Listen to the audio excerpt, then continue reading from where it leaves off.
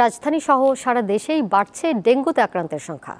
মাগুরায় শুক্রবার সকাল পর্যন্ত 250 শয্যা বিশিষ্ট হাসপাতালে ডেঙ্গু জ্বরে আক্রান্ত হয়ে ভর্তি হন 11 জন। এদের মধ্যে চিকিৎসা নিয়ে সুস্থ হয়ে বাড়ি ফিরেছেন 7 জন।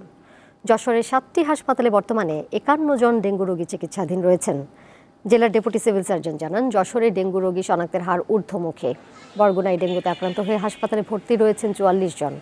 এই জেলায় এখন পর্যন্ত কোনো মৃত্যুর খবর পাওয়া যায়নি। এছাড়া ঠাকুরগাঁওয়ে বাড়ছে ডেঙ্গুতে আক্রান্তের সংখ্যা। এমন অবস্থায় সবাইকে বাড়তি সতর্কতা অবলম্বনের পাশাপাশি বাড়ির আশপাশ পরিচ্ছন্ন রাখার পরামর্শ দিয়েছেন চিকিৎসকরা। আমরা যে স্যালাইনগুলো টানানোর জন্য যে স্টিকগুলো দরকার সেগুলোর অভাব আছে। ডেঙ্গু তো আমি প্রথম আমার হাত পায়ে একটু ব্যথা হয়েছিল আর হাত পা কামড়াইছিল, তো পরবর্তীতে হঠাৎ করে জ্বর আসছে। হঠাৎ গায়ে জ্বর, গরম, তো জ্বর কমতেছে না। তো তারপর ভাবলাম হয়তো বা কোনো ডেঙ্গু হতে পারে, তো আমি টেস্ট করতে নিয়ে গেছি শহরে, তো দেখলাম ডেঙ্গু পজিটিভ। কোনো সময় হারা বলে না যে আপনাদের কি সমস্যা, কোনো সময় বলে না। আর ডাক্তার তো নাই, এই 2 দিনে টোটালে ডাক্তার নাই।